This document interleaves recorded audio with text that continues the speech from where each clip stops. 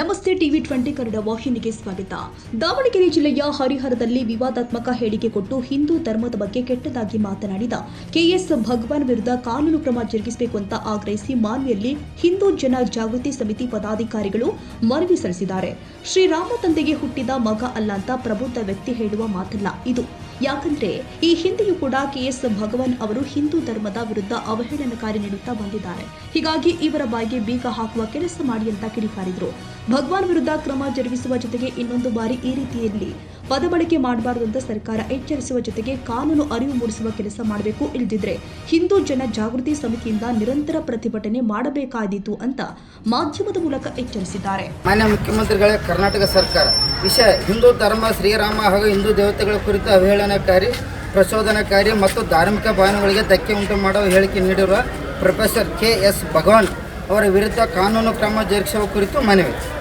ಮಾನ್ಯರೇ, ದಾವಣಗೆರೆ ಜಿಲ್ಲೆ ಹರಿಹರದಲ್ಲಿರುವ ಬಿ ಕೃಷ್ಣಪ್ಪ ಮೈತ್ರಿ ವನದಲ್ಲಿ ಕರ್ನಾಟಕ ದಲಿತ ಸಂಘರ್ಷ ಸಮಿತಿಯ ವತಿಯಿಂದ ದಿನಾಂಕ 9/6/2026 ಆಯೋಜಿಸಲಾದ ಬಿ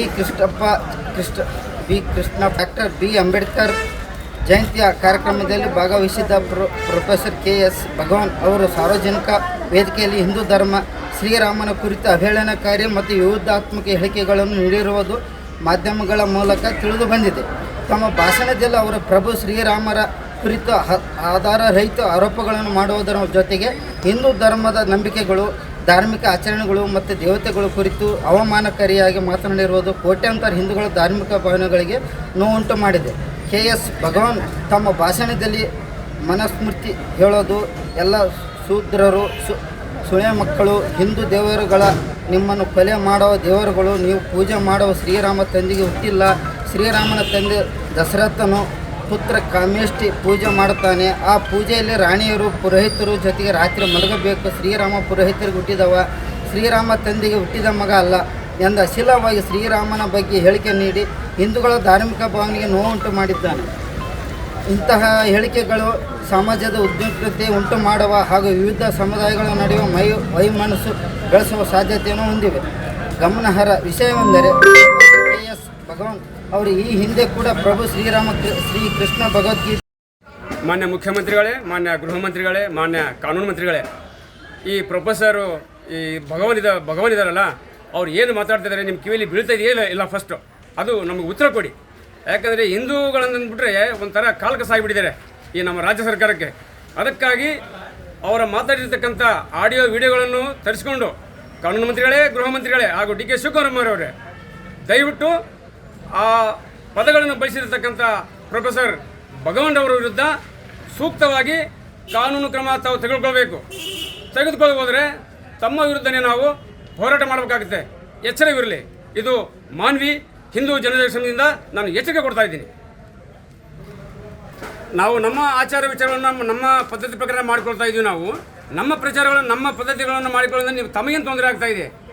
ಅದಕ್ಕಾಗಿ ತಾವು ಸೂಕ್ಷ್ಮವಾಗಿ ಈ ಒಂದು ದೃಶ್ಯ ಮಾಧ್ಯಮಗಳನ್ನು ವೀಕ್ಷಿಸಿ ಅವರ ಮೇಲೆ ಸೂಕ್ತ ಕಾನೂನು ಕ್ರಮ ತೆಗೆದುಕೊಳ್ಬೇಕು. ಒಂದು ವೇಳೆ ತೆಗೆದುಕೊಳ್ಳದೆ ಹೋದರೆ ಆ ಒಂದು ವಿಷಯಗಳೇ ಬೇರಾಗುತ್ತೆ. ಅದಕ್ಕೆಲ್ಲ ನೇರವಾಗಿ ಗೃಹ ಮಂತ್ರಾಲಯ ಕಾರಣವಾಗುತ್ತೆ. ಹಿಂದೂ ಜನಜಾಗೃತಿ ಸಮಿತಿ ಮಾನ್ವಿ ವತಿಯಿಂದ ನಮ್ಮ ತಹಸೀಲ್ ಕಚೇರಿಯಲ್ಲಿ ಪ್ರೊಫೆಸರ್ ಕೆಎಸ್ ಭಗವಾನ್ ಅವರು ಹೇಳಿರುವಂತಹ ಅವಹೇಳನಕಾರಿ ಭಾಷಣದ ಬಗ್ಗೆ, ಅದೇ ರೀತಿ ಪುತ್ರಕಾಮೇಷ್ಟಿ ಯಾಗದ ಬಗ್ಗೆ ಹಾಗೂ ಹಿಂದೂ ಧರ್ಮದ ಬಗ್ಗೆ, ಪ್ರಭು ಮರ್ಯಾದಾ ಪುರುಷೋತ್ತಮ ಪ್ರಭು ಶ್ರೀರಾಮಚಂದ್ರರ ಒಂದು ಜನರ ಬಗ್ಗೆ ಅವಹೇಳನಕಾರಿಯಾಗಿ ಮಾತನಾಡಿದಂತಹ ಕೆಎಸ್ ಭಗವಾನ್ ಅವರು ಇದು ಒಂದೇ ಸಾರಿ ಅಲ್ಲ, ಪ್ರತಿ ಸಾರಿಯೂ ಕೂಡ ಅವರು ಹಿಂದೂ ಧರ್ಮದ ವಿರುದ್ಧವಾಗಿ ಇದೇ ರೀತಿ ಮಾತಾಡ್ಕೊಂಡು ಬಂದಿರ್ತಾರೆ.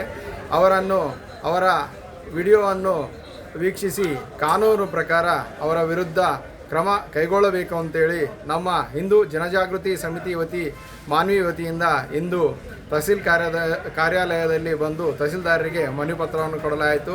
ಇದು ಪದೇ ಪದೇ ಇದೇ ರಿಪೀಟ್ ಆಗ್ತಾ ಇರುವುದರಿಂದ ಇದರ ಬಗ್ಗೆ ಅತ್ಯಂತ ಅತ್ಯಗತ್ಯವಾಗಿ ಕ್ರಮವನ್ನು ಅವರ ವಿರುದ್ಧ ಕ್ರಮ ತೆಗೆದುಕೊಂಡು ಅವರ ಬಗ್ಗೆ ಈ ರೀತಿ ಪದೇ ಪದೇ ಇನ್ನೊಂದು ಸಾರಿ ಕಾರ್ಯಕ್ರಮ ಒಂದು ಅವಹೇಳನಕಾರಿ ಮಾತು ಆಗದೇ ಇರುವ ರೀತಿಯಾಗಿ ಕ್ರಮ ಕೈಗೊಳ್ಳಬೇಕಂತೇಳಿ ನಾವು ಈ ಮೂಲಕ ತಮ್ಮಲ್ಲಿ ಕೇಳ್ಕೊಳ್ತಾ ಇದ್ದೀವಿ. ಸೈಯದ್ ಖಾದರ್ ಬಾಷಾ, ಟಿವಿ 20 ಕನ್ನಡ, ಮಾನ್ವಿ.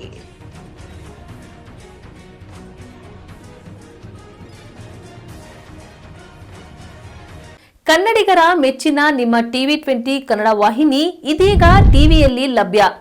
ಕರ್ನಾಟಕ ಮತ್ತು ದೇಶ ವಿದೇಶದ 360 ಡಿಗ್ರಿ ಸುದ್ದಿ ವಿವರವನ್ನ ಪಡೆಯುವುದಕ್ಕೆ ಟಿವಿ 20 ವಾಹಿನಿಯನ್ನು ಲೈಕ್ ಮಾಡಿ, ವಿಡಿಯೋಗಳನ್ನು ಶೇರ್ ಮಾಡಿ, ಕಮೆಂಟ್ ಮಾಡಿ, ಸಬ್ಸ್ಕ್ರೈಬ್ ಮಾಡಿ. HCN ಕೇಬಲ್ 842 ನಂಬರ್ನಲ್ಲಿ ಹುಕ್ಕೇರಿ ತಾಲೂಕು ಹಾಗೂ ಸಂಕೇಶ್ವರದ ಸುತ್ತಮುತ್ತಲಿನ ಹಳ್ಳಿಗಳಲ್ಲಿ ಲಭ್ಯ. PCN ಕೇಬಲ್ 129 ನಂಬರ್ನಲ್ಲಿ ಹಾರುಗೆರೆ ಸುತ್ತಮುತ್ತಲಿನ ಹಳ್ಳಿಗಳಲ್ಲಿ ಲಭ್ಯ. ರಾಯಬಾಗ್ ಡಿಜಿಟಲ್ ಚಾನೆಲ್ ಕೇಬಲ್ 80ನೇ ನಂಬರ್ನಲ್ಲಿ ರಾಯಬಾಗ ತಾಲೂಕಿನ ಸುತ್ತಮುತ್ತಲಿನ ಹಳ್ಳಿಗಳಲ್ಲಿ ಲಭ್ಯ.